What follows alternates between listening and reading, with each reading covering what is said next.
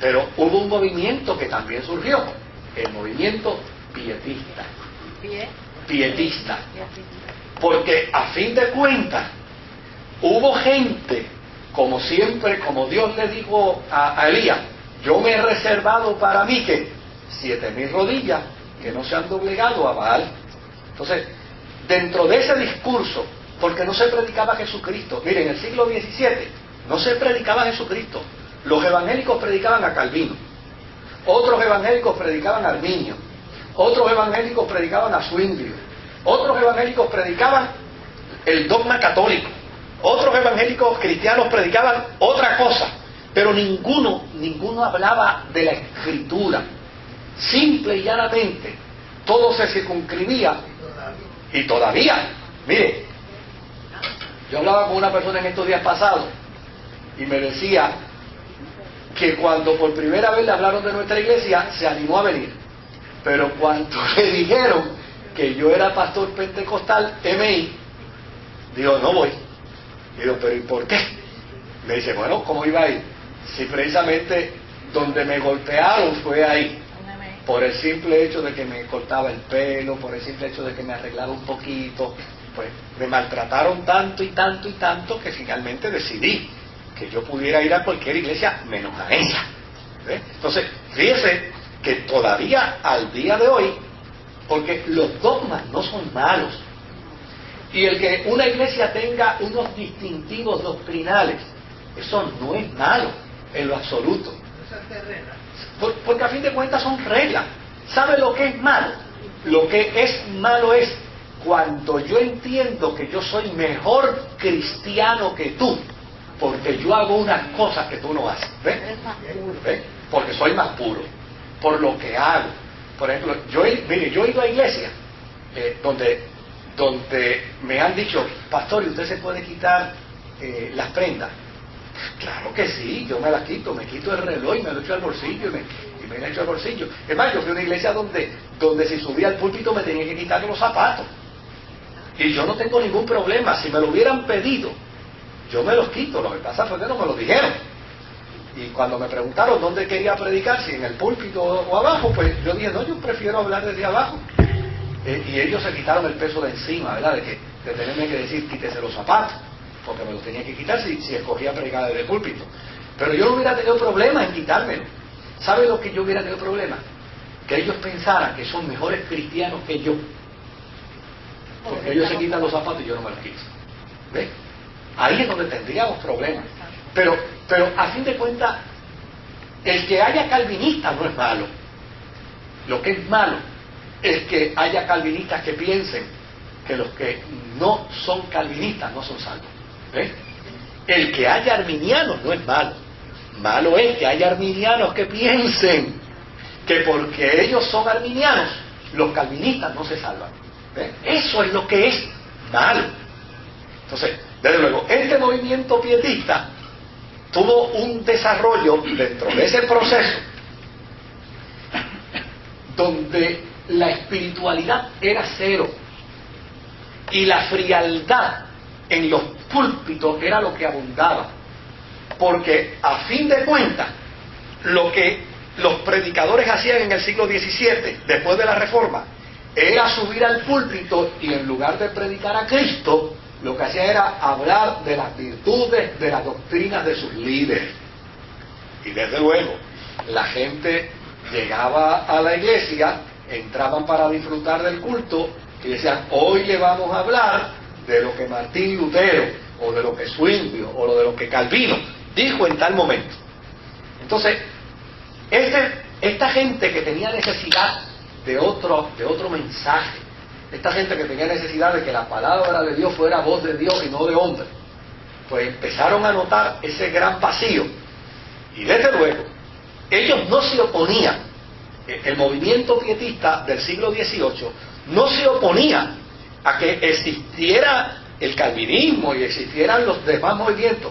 A lo que ellos se oponían era que esos movimientos opacaran la libertad del Espíritu Santo, que esos movimientos opacaran el gozo que produce ser cristiano, que esos movimientos opacaran la satisfacción de podernos mirar a las caras y aunque no seamos de la misma denominación, podamos entendernos que cristianos. Así es que el movimiento pietista lo que hizo fue oponerse al dogmatismo que reinaba entre los teólogos y los predicadores y decidieron decir, no, mira, ni con los filósofos, ni con los católicos, ni con los calvinistas, ni con los arminianos. No, nosotros nos vamos a separar. Vamos a permanecer siendo lo que somos. El calvinista sigue siendo calvinista, el arminiano sigue siendo arminiano, pero nos vamos a distanciar de ese discurso y vamos a dedicarnos a buscar una experiencia de vida cristiana más limpia.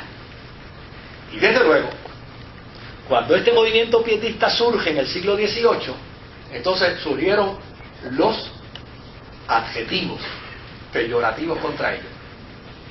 Esa palabra pietista se convirtió en una expresión peyorativa contra ellos. ¿Qué quería decir pietista? Santurrones. Esto lo que quieren ser ahora son santurrones. Ellos no tenían ningún interés de la santurronería. Era todo lo contrario. Mire lo que ellos decían. Nosotros no queremos someter una espiritualidad de caras pálidas y de expresiones amargas. Es todo lo contrario.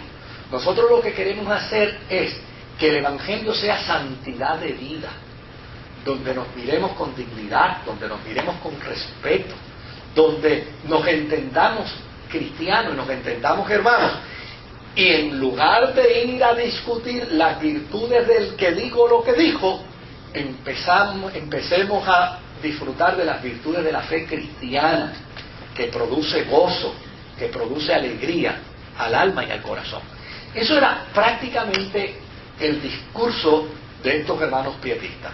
Claro, uno de ellos se llamó Felipe Jacobo Sperner. Felipe Jacobo nació en el 1635, es decir, a mediados del siglo XVII, y murió a principios del siglo XVIII, en el 1705. Nació en un territorio que en aquel tiempo era alemán, ahora es francés, se llama Alsacia, y desde luego se crió entre luteranos, porque el movimiento, obviamente alemán, era luterano, y se crió dentro de una familia aristocrática, así que él era un aristócrata en su nacimiento, y en adición a ello, pues un luterano. Él estaba inducido desde niño a una fe personal, y desde luego sus padres tuvieron el cuidado de educarlo más en la fe que en la doctrina. O sea, era ese cuidado de vamos a educarte mejor en la fe que en la doctrina. Ahora, en su desarrollo como luterano, en el movimiento en el que él se crió, se condenaban las diversiones frívolas y se condenaba la actitud de esta gente jocosa y de esta gente que tiene chispa por dentro, de hacer broma y de hacer chistes. Por eso también se condenaba. Yo en ese tiempo no hubiera podido ser ni siquiera miembro de la iglesia, porque ellos decían que el cristiano tenía que ser serio, ¿verdad? Desde luego, pues este Jacobo, Felipe Jacobo Sperner, empezó a estudiar teología a la edad de 17 años. Y desde luego estudió en Estrasburgo, estudió en Basilea, estudió en Ginebra, y conoció a aquel personaje que nosotros estudiamos, que se llamaba Jean Lavadier, que creó el movimiento aquel de pietismo, de piedad cristiana, en medio de toda la crisis de la Reforma. Y desde luego, él tuvo la oportunidad de conocer a Lavadier, quien era un crítico precisamente de ese fenómeno que se estaba dando dentro de la Reforma. Finalmente se graduó como doctor en teología, y en el 1666, siendo ya todo un doctor en teología, fue llamado por la iglesia luterana de Frankfurt y fue instalado como pastor en la iglesia principal de Frankfurt, la iglesia luterana. Y desde luego, este hombre tenía un corazón inclinado al servicio, a la piedad. O sea, sí, de la raíz de la piedad. Pero eso es otro piedista diferente a lo que usted habló al principio. O no, continuación. Esto es una continuación de ese movimiento, ¿no? Prácticamente ligado, que se estaba desarrollando. Y desde luego, en el 1670, él empieza a establecer, como pastor principal de Frankfurt, empieza a establecer colegios de piedad. Es decir, empieza a atraer a las filas a jóvenes que estén interesados más en la vida religiosa práctica que en el emblema religioso. Una contemplación. ¿Ves? Sí. Entonces, allí funda su colegio y desde luego en el 1675 escribió su libro que lo intituló Pia Desideria, que quiere decir los deseos píos, los deseos santos. Y ese documento que él escribe básicamente se convierte en la tesis que todo joven cristiano de aquel tiempo que protestaba a esa teología fría después de la Reforma quería emular, quería seguir. ¿Qué era lo que postulaba Spener en su doctrina y en su prédica? Él decía que era necesario un despertar de la fe en cada cristiano. Él decía que había que continuar con la doctrina de Lutero, que no se había concluido, porque Lutero enseñó en su doctrina el sacerdocio universal de todos los cristianos.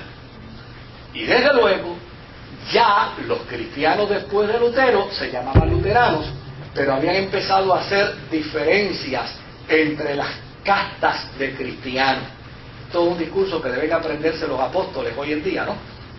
Porque este es un discurso que dice, todos los cristianos somos iguales. Es más, Jesús dijo que aquellos que laboraban tenían que entenderse servidores, y la palabra que utilizó fue dulos, esclavos de los demás.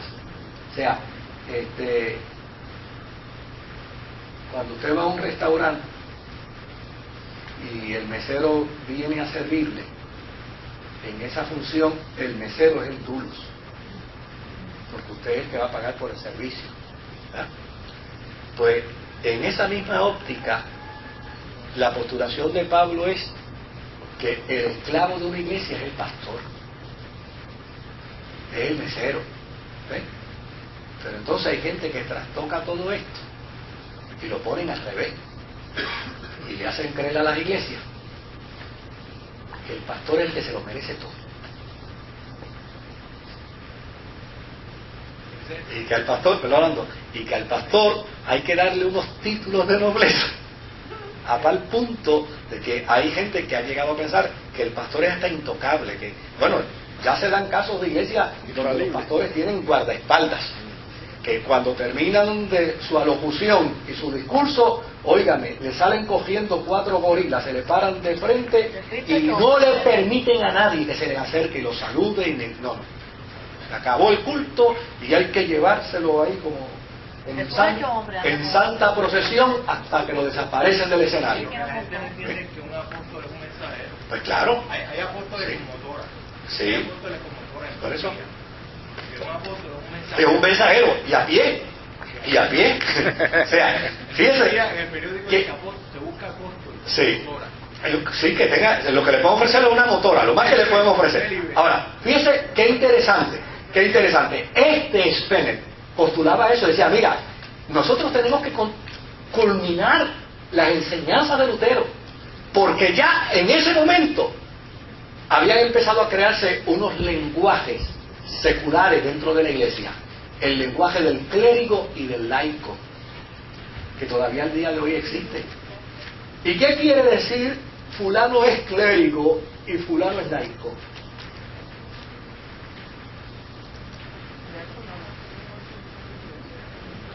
Eso es lo que quiere decir. O sea, en el sentido práctico,